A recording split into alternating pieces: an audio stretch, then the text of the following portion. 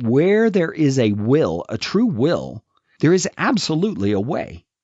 If your desire to see that dream become a reality is strong enough, you will find a way to make it happen. Live your faith, build your business, and change your world. This is Live, Build, Change.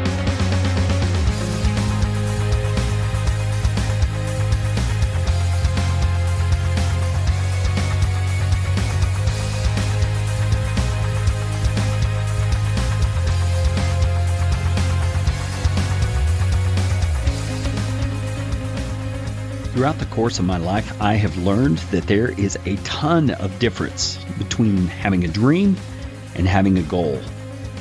And today I want to talk to you about that difference and why it matters. Hey, welcome back to the Live, Build, Change podcast. I am Carey Green. I'm so thankful that you've made the choice to invest your time in listening to this episode of Live, Build, Change. If you are new to the podcast and don't know what this Live, Build, Change thing is all about, you can easily go to livebuildchange.com and find out all the details. On this episode, I wanted to just start out by telling you a story from my childhood. I remember as a kid having dreams about various things, things that I wanted to be, things that I wanted to do. One of the earliest ones I can remember is once I began playing baseball, like many kids who play baseball, having those dreams of becoming a professional baseball player. I mean, who wouldn't like to play your favorite game for your entire lifetime and get paid well to do it? I mean, it's a natural thing that most kids have some kind of dream like that. As I got older and was playing drums in the band, that dream of becoming part of a rock band, becoming part of a successful musical group of some sort, it was there. I had all kinds of dreams like that. One example, I guess, in a positive sense, which is more along the lines of where I want to go with this episode, has to do with that situation of playing the drums. When I was in 8th grade, I was in the percussion section in the band, so I played snare drum and bass drum and cymbals and all that kind of stuff. But I had never sat down at a drum set, the actual drum kit that you see in bands with the bass drum and snare and cymbals and tom-toms and all that kind of stuff.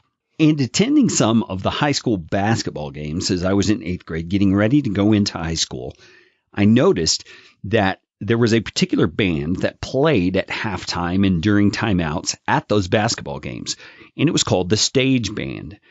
And in that stage band was a drum set. I mean, there were things like trumpets and trombones and stuff like that, but there was also a bass guitar and an electric guitar in this drum set. And the guy who played the drums was named Mike. And I remember going to the field house where the basketball games were played and going on the little balcony right above where Mike was always set up. And I would look down on him and watch him as they played. And it was just incredible. I mean, you talk about inspiration, and I don't mean that in a touchy-feely kind of way. I just mean it was one of those things where you just feel so motivated watching someone do something with skill that you have a little bit of understanding about. That's the kind of thing I would feel as I watched Mike play, and it really motivated me to want to learn how to play the drum set. Now, there were a few problems. I didn't have a drum set. I had never had lessons on how to play a drum set because it's very different than playing the typical things you would see in a concert band where you're playing in the percussion section, because you're usually only playing one instrument at a time. But a drum set, if you watch anybody who plays, has multiple components that are combined at once. So there was quite a big learning curve that I would have to go through to be able to learn how to play a drum set, even if I could get one, which was not very likely because my family was blue collar. My dad worked hard. A drum set was fairly expensive. And in my mind at that time, I really didn't expect that my parents would be willing to invest in me getting a drum set. But here's the thing. That particular dream, for whatever reason, resonated with me in a way that made it transfer from a dream into a goal, which is the point of this particular episode. So I want to clarify a little bit what I mean by that, and then I'm going to continue with the story. You see, a dream is something you really like the idea of. You really feel good about what it would be like if you had that thing, or if you achieved that thing, or if you reached that particular pinnacle of success that you're thinking of. but it's not something that you take action on and bring into reality. I mean, a dream can be brought into reality, but what I'm saying when I'm talking about the difference between dreams and goals is that dreams usually stay in the realm of the ethereal. They stay in the realm of concept. They stay in the realm of feeling. And you never really move them into the realm of practical action. That's a goal. When you set a goal, you are determining a course of action you're going to take in order to accomplish that thing. And that's where something transitions from a dream into a goal. And so, as I said, this particular dream of becoming a drummer translated into a goal in my soul for some reason. And I began making plans for how I was going to accomplish this thing of playing the drum set. And I had a lot of obstacles to overcome, as you can see. I didn't have a drum set. I didn't know how to play a drum set. And I didn't even know what context I would play the drum set in.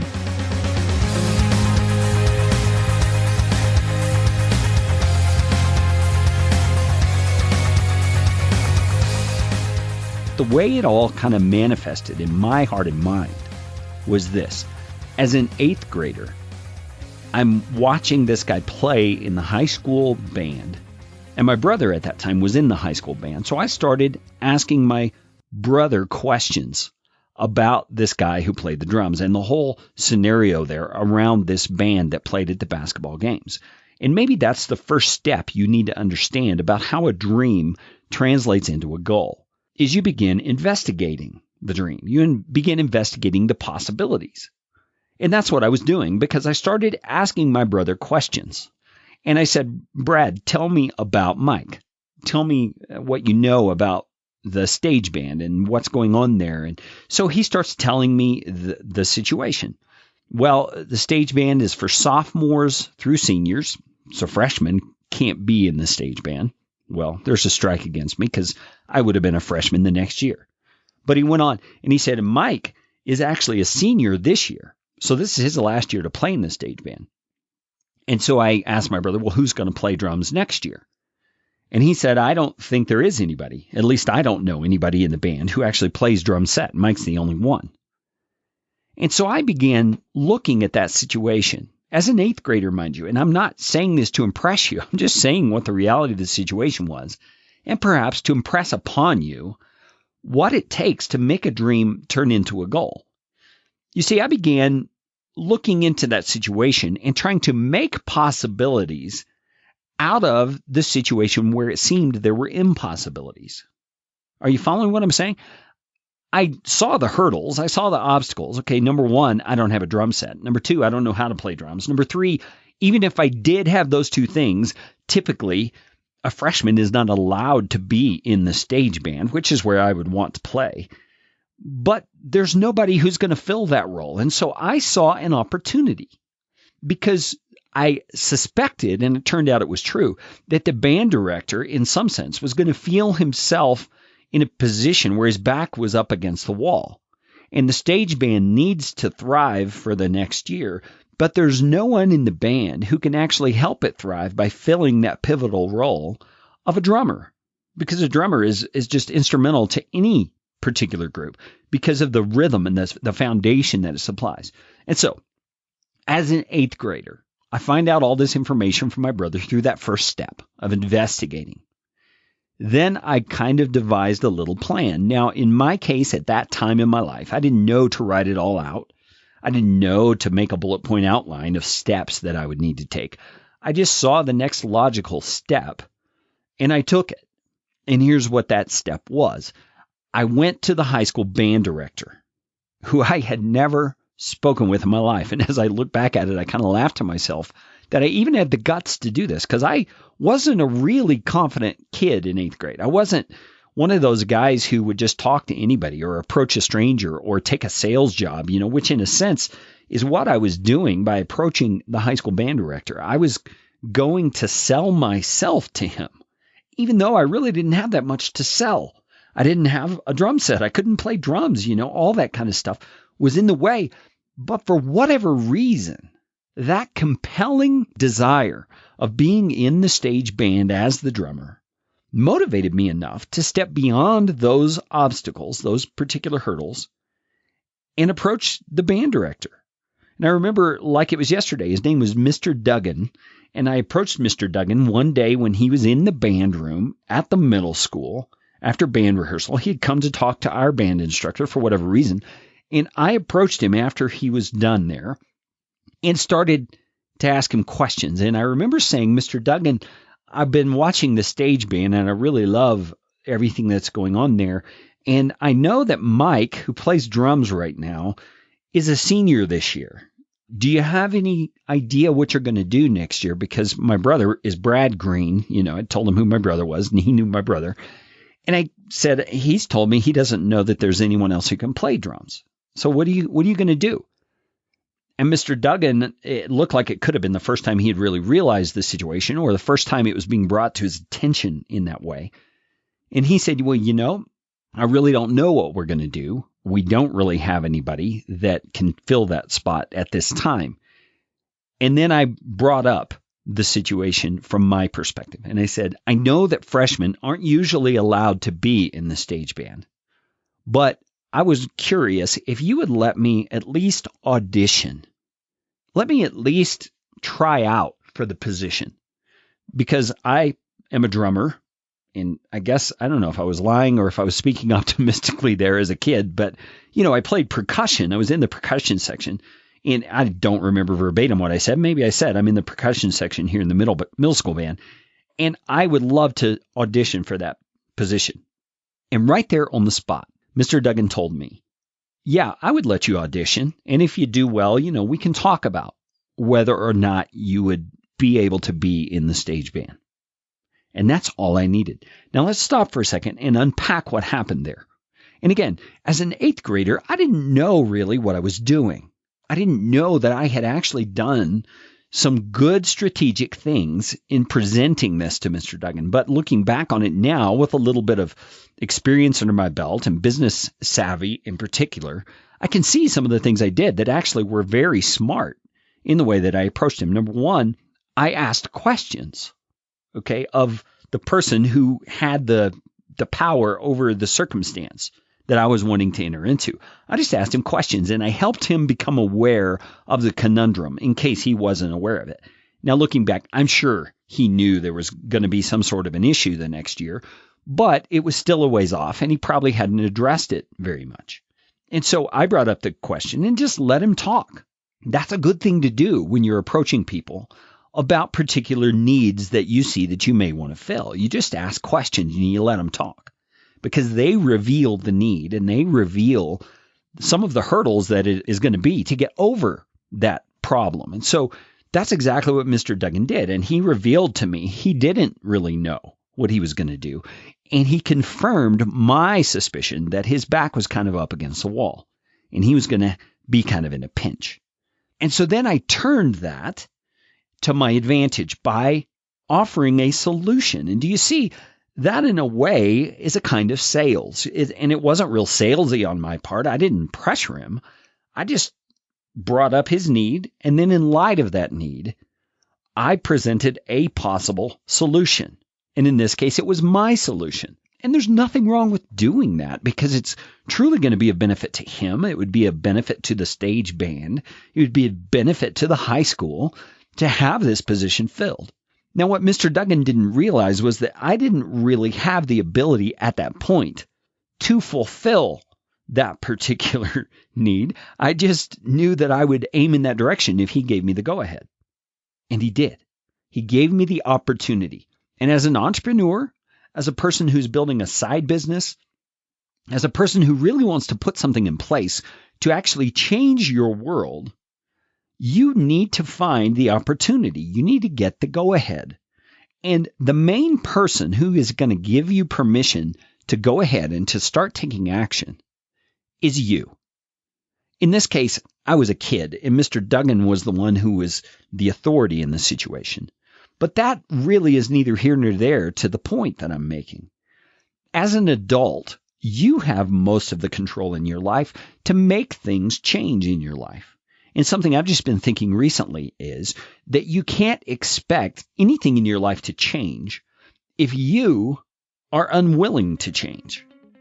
You see, you've got to step outside your comfort zone, and that is the primary thing that turns a dream into a goal, is that you're willing to take action on that dream. You're willing to do something about it.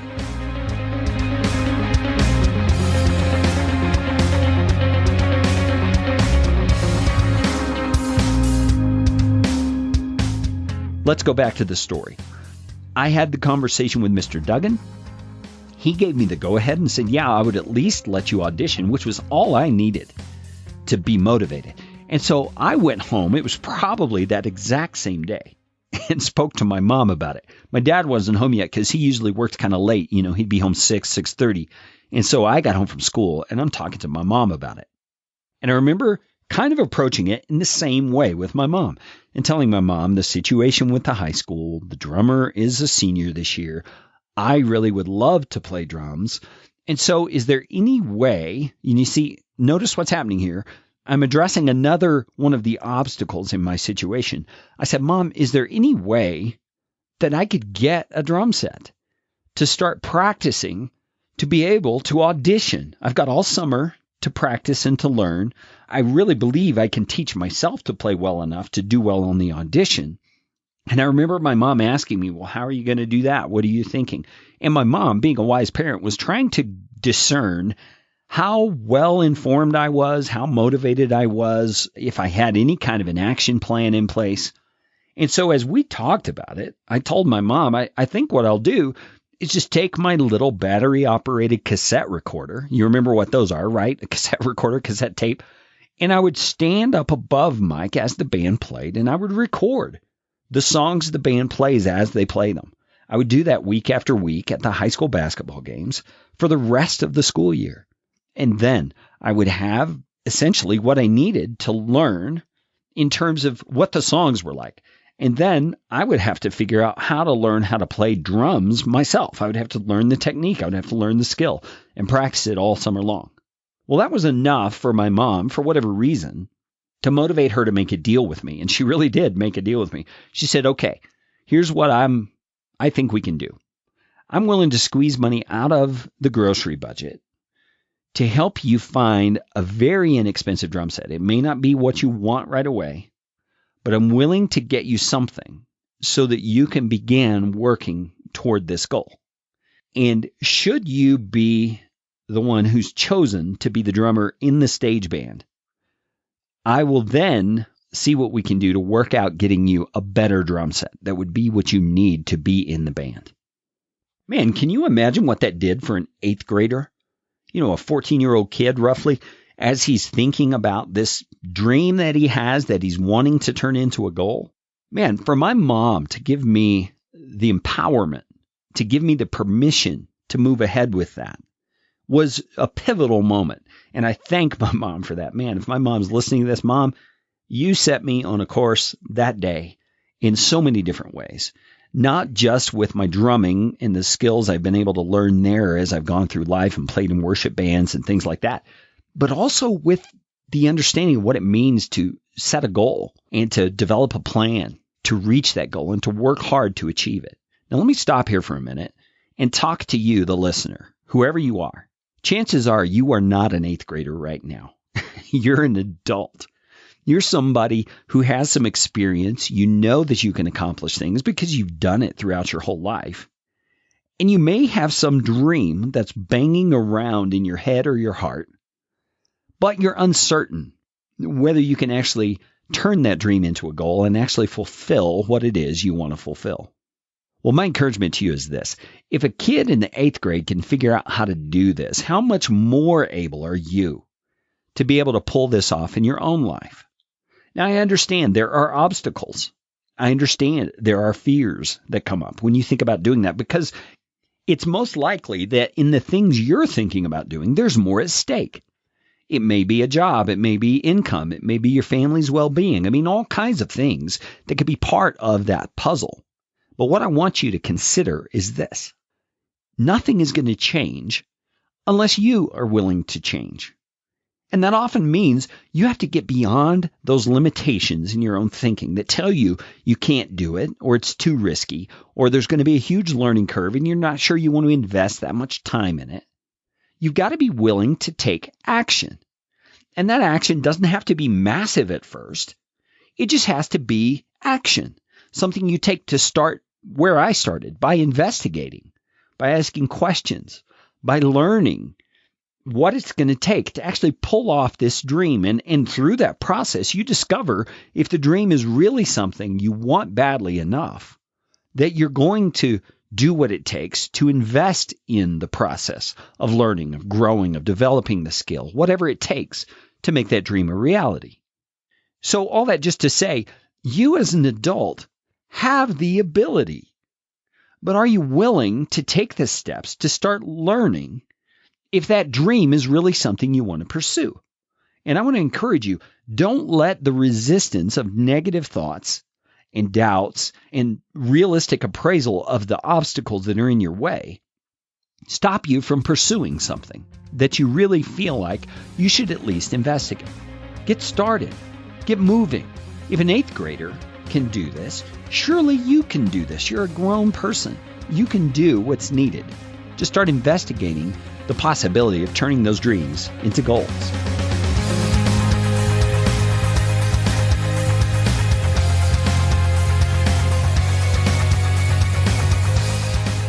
Let's get back to the story. What happened with my pursuit of being the drummer in the stage band? Well, my mom somehow, I don't even know how this happened, knew that the pawn shop in town had drums from time to time. And so she and I go down to the pawn shop. And I'd done enough research by then to know what a drum kit consisted of, bass drum, snare drum, tom-tom, cymbals, all that kind of stuff. And so we go down to the pawn shop to see if there's anything there that would do. And man, it's really funny when I look back on it. My first drum set was like 3 pieces of an actual drum set that belonged together, and a couple of other drums that weren't really belonging to that drum set. They were totally different color, totally different kit. In fact, I had 2 snare drums that I took the snares off of one of the drums and made it into a tom-tom just so I would have something to play. You see, and the cymbals, man, the cymbals and the stands that came with this drum kit. If you're not a drummer, you don't know exactly what I'm talking about, but the cymbals that they bang and they crash and they make the loud splashy sound, Those cymbals, one of them sounded like I was beating on a tin can, and the other one was all bent and warped and messed up. But man, it was enough. I'm telling you, as a kid, I was thrilled to get it because it was enough for me to get started. It was enough for me to start learning the basic elements of what it meant to keep a solid beat, to learn how to play the instrument, to get myself rolling in a better direction. And man, what kind of a lesson is there for us as we as adults are looking toward the dreams that we might want to pursue? You don't have to have everything perfect right off. You don't have to invest tons of resources and tons of money into getting the expert equipment and the perfect scenario set up for yourself. You just need to get started with whatever you can manage at the time. See, and the lack of resources sometimes, or the lack of the right equipment or knowledge, is sometimes used by that negative, pessimistic bent we have at times to keep us from moving at all. And I want to tell you, it doesn't have to. My 8th grade situation, the story that I'm telling you, demonstrates that to be true. I wish I still had that old drum set. I wish I still had that so that I could show you a picture of it. Man, it was a mess. It was just nothing like what you would see somebody using in any kind of band, even an amateur band. You normally wouldn't see them using that kind of a drum set. But that's what I set up out in my garage. And I started using with those cassettes that I had recorded and a little one-ear earplug thing. It was a goofy little thing I could barely hear with it cranked at full volume as I'm banging away on the drums trying to learn how to play. And keep in mind, this was back in the early 80s. This was before YouTube. This was before the internet. This was before I had the availability of the kinds of resources that I really could have used to great effect. And so what did I do? Well, I just paid real close attention when I listened to cassette tapes. I listened to the drummer. I picked out the different elements within the drum kit that were being played and how they were being played and when they were being played. And I watched, like on the Tonight Show with Johnny Carson. I remember that. Man, do you remember Johnny Carson, the Tonight Show? I mean, it was Jay Leno probably for most people who are listening, but back then it was Johnny Carson.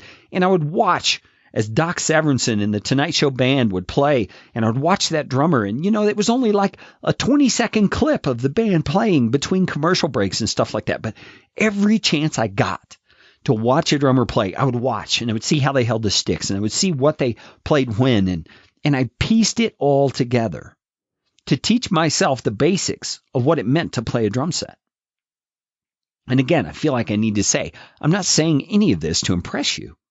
I'm saying this to impress upon you that where there is a will, a true will, there is absolutely a way. If your desire to see that dream become a reality is strong enough, you will find a way to make it happen. That's all that was happening in my 14-year-old brain, was that I wanted to be the drummer in the high school stage band my freshman year. And I could see the opportunity. I could see there was a reason for the band director to allow me to audition. And I was going to do everything within my power to learn what I needed to learn to be able to do well on that audition. And so that's what I did with this old drum set in the heat of my garage in the Texas Panhandle all summer long, with a cruddy little tape recorder with terrible recordings and with a bad quality earplug headphone type thing for me to listen to. I worked it out a little bit at a time. And I'm telling you, that is an incredible way to learn. Learning the hard way, as they call it, doesn't necessarily have to mean you learn by your mistakes. It means you grind it out. You find a way to learn the skills that you need to learn in order to pull off the thing you're wanting to pull off. I mean, the dream can't just be, hey, I want to make $1 million. And be generous with that to change my world. I mean, that's what Live, Build, Change is really all about. But that can't be the substance of it all. There's got to be something practical to it. There's got to be something that you can break down step by step and start grinding away at little bit at a time in order to pull off that bigger dream. And for me, in the 8th grade, it was becoming the drummer in the high school stage band my freshman year. Let's get back to the story. I pounded away on those drums all summer long. Every chance I got out in the garage and I sweat and I listened, and, I'd have to stop playing and listen to it to kind of decipher what was being done. And then I'd have to practice it on my own. I have to start out slow and speed it up as I got better. And man, it just took forever, it seemed. But as the summer drew to a close and the school year was about to begin, the information about the audition came out. I received a phone call or a letter or something from the high school band. I was in touch with Mr. Duggan. I don't remember what happened, but I knew when the audition was going to be, and I was practicing my little heart out. I mean, I was working hard. And I went to the audition, and man, did my heart sink when I got there, and there were 2 other people there to audition for that drum part. I thought I was going to be the only one. But there were 2 other people. There was a gal named Pam who had her own drum set. I mean, a nice drum set, a silver metallic looking set. I mean, good cymbals. I mean, man, how intimidated I felt. Pam was there. She was a sophomore that year. And Mr. Duggan just simply didn't know she played drums. And so here she was at the audition. And it felt like he was letting me audition just because he said he would. But here I am, a freshman. I don't really have a chance. Well, there was another guy. JJ was there. And JJ and I are friends on social media to this day. JJ was actually a pretty good drummer. I'd seen him playing in the high school band. I just didn't know he could play drum set. And evidently Mr. Duggan didn't either. And so there was JJ ready to play. Now, JJ also didn't have his own drum set, but he was planning to get one if he were allowed into the band. And so here we were, all 3 of us there to audition. And as the freshman, I felt like the underdog. As the one who didn't have a decent drum set, I felt like the underdog. As the one who had never played drums before, I felt like the underdog. And it's at that point, right before the audition, I could have allowed my negative feelings and my fears and my discouragement to get the better of me. But what else can I do? I mean, I'm right there at the audition. I've got to do something, right? I can't just take my beat up drum set and go home, right? And thankfully, I didn't have to bring that beat up drum set because Mr. Duggan told me there would be a drum set there for us to play. And turns out it was Pam's. That's how I knew it was that shiny silver looking drum set. It was her drum set. And man, I felt intimidated. And let me say to you, as you begin anything toward building a side income or building a business, you're going to see other people along the pathway who are doing very similar things to what you're wanting to do, or even the exact same thing. And you're going to feel intimidated. You're going to feel scared. You're going to feel like, oh, what I've got to offer really isn't all that great because this person's doing it. And look how well they're doing it. And look at all the things they have that they're bringing to the table. But I want to tell you, none of that matters. It's a lesson I learned there in the 8th grade going into the 9th grade. None of that matters. Because what you bring to the table is different than what others bring to the table because it comes through you. God has designed you uniquely. He's designed you to bring about this creativity and service and accomplishment in the world that only you can bring, even if the niche that you're doing it in is crowded with other people. Your approach is going to be different, and there will be people out there who have a need for what you're bringing, who are wired kind of like you are, and they will resonate with your approach more than they'll resonate with that other person, no matter how polished or far along the track they are. Do you see, when I walked into that audition room and I saw these other two players, man, it's real. I got afraid, I got scared, I got intimidated, but I decided for some reason right there, hey, I've come this far. I'm at least going to audition and I'm going to do the best I can. I've been working hard. I'm not going to let all that work go to waste. And that's what you've got to do as well. Man, I can't believe as I'm talking about this, all the lessons for entrepreneurialism that are coming out of this experience I had between my 8th and 9th grade year. It's just really amazing. Well, let's continue with the story. What happened then? Well, we did audition.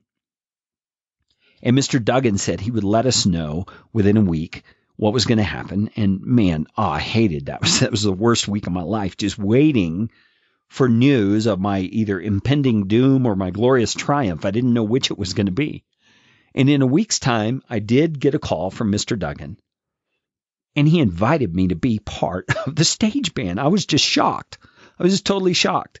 But what happened was he wound up having all three of us be in the stage band, and we would rotate the playing for various songs. And the reason he did that, I can see looking back on it now, how that was a wise thing for him to do, because we were all three kind of unknown commodities. None of us were actually outstandingly better than the other. And he kind of was building in a backup plan for himself in case one of us didn't pan out. Well, the way it turned out in the end was he put us in kind of a pecking order. And I was at the top of that pecking order. I was shocked that I was the main drummer. There was JJ as the second drummer and then Pam as the third drummer. And we did rotate through, but I got to play more than they did most of the time. And that was just incredible to me. And so you see, what happened in the end was that the dream became a goal, and progressively working toward that goal caused it to become a reality. And so when you hear about people talking about your dreams come true, well, a lot of times that's said in a context in which it sounds like some magical fairy dust is sprinkled out on the situation and a fairy godmother shows up, or God himself just speaks into your situation and boom, hearing all the magic, this dream comes true. But I'm telling you something, even though God can do that, and there are times in our lives where we point at things and we say, man, what a miracle. God stepped in and he did something I couldn't do, and he brought about great blessing. That's not typically the means God uses to bring about his work in our lives. He invests in us gifts, intelligence, drive, determination, and he wants us to use those things to bring about the good he has in store. Change in your life is typically not going to happen unless you are willing to change, unless you are willing to grow, unless you're willing to invest in the process, unless you put your own talents, dreams, desires, energy, ability to learn, creativity, all into effect to bring about the transition of a dream to a goal to a reality. And I'm here to tell you, as part of this Live, Build, Change movement, that you can do it. And you can do it for greater reasons than just padding your bank account, than just getting through your monthly expenses, although those are worthy goals and those are worthy things to do, things we should be doing as responsible Christian people in the world. But you can do more than that. Because what I think is going to happen in your life, if you're willing to get started, if you're willing to take the risk of starting to move toward investigating those possibilities and then applying some steps of application to start moving toward the dream that's now moving toward a goal. If you're willing to do that, what's going to happen in your heart is you're going to begin to see a bigger picture than you did when you first started, because the little successes that you achieve are going to show you that there's more that's yet possible. You can achieve even more. You can build perhaps bigger sources of income so that you can pay off debt faster, or you can help a family member with medical bills, or you can perhaps adopt that child you've been wanting to adopt because you're seeing that you can step outside of the circumstances you're used to being in order to build a different world for yourself and for your family. And beyond that, you can see the possibility of funding causes that can make differences in the world. You've heard me talk about this ever since the 0 episode of this podcast, which you can hear at livebuildchange.com/0, which tells my story and some of the dreams I have for where I'm headed. You've heard me talk about funding causes, and I guess this is as good a time as any to let you know my wife and I have recently made the choice to begin funding a very significant cause. It's Hope India Mission, which is a friend of ours that we've met through my in-laws, who is an Indian native, in the country of India. He's an evangelist. He's an apostle kind of a guy. He's a church planter. He's a disciple maker. He builds orphanages. All kinds of things he does over there through this ministry, Hope India Mission. And we have decided to begin supporting him with the revenue we've been able to produce through these online businesses. And we wouldn't have been able to do that without me beginning to pursue some dreams and turn them into goals and systematically set the course for how we're going to get there. And I want to just encourage you, you can do this. And if you feel like, yeah, I can do it, but I'm not exactly sure how to begin, hey, reach out to me. My name is Carey, Carey, at livebuildchange.com. I would love to start a conversation with you. I'm beginning some life and business coaching stuff. So if that seems like it would be a good fit, we could talk about that. But it doesn't even have to go there. I would love to just hear about your dreams and give you some little pointers here or there about how I would go about pursuing those things, how I would start investigating, how I would start asking questions of the people involved, how I would begin learning and developing a process for putting this thing into place that it is that you have in your heart. Because I'm convinced you can do this. You really can do this. We live in a day and age where technology makes it easier. You now have YouTube as a resource. You now have the internet as a resource to teach you how to do almost anything that you really want to do. There's only specialized things, like brain surgery and learning how to be a lawyer, those really technical things that you have to really go to school for. You can learn so much other stuff on the internet. And I would almost bet you whatever it is you're thinking about, there's someone who's doing that successfully in the internet space and you could learn from. So please reach out to me if you're interested in having an initial conversation about this. I would even be excited to have you on the podcast for us to do kind of a live coaching session where we investigate what it is that you're interested in doing and we could chat about it, record it to have it on this podcast so others could benefit as well. I hope this little trip down memory lane today has been helpful to you, that you've seen that even from a young age, we have placed within us, because we're made in the image of God, the things we need to be creative, to build something that matters, something that can fund beneficial things in our lives and in the lives of others, and that the obstacles that you see in the way do not have to be things that keep you from accomplishing those things that are on your heart to accomplish.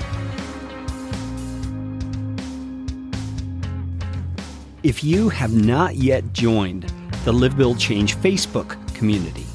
Hey, what are you waiting for, man? It's a group of Christ followers who are excited and eager to live out their faith in a more authentic way, to possibly build side income or businesses, and to change their world. All a bunch of like-minded people heading toward the same goal. Of course, it looks different for each person, and that's part of the beauty of it, is we get to synergize and work together from different perspectives, to encourage, to pray for each other, and to enable each other in better ways. If you'd like to become a part of the Live, Build, Change Facebook community, you are invited. Go to livebuildchange.com/FB for Facebook. Insert your email, you'll receive an invitation, and soon you'll be approved and part of the community. Thanks so much for listening to Live, Build, Change. God bless you. Go and change your world.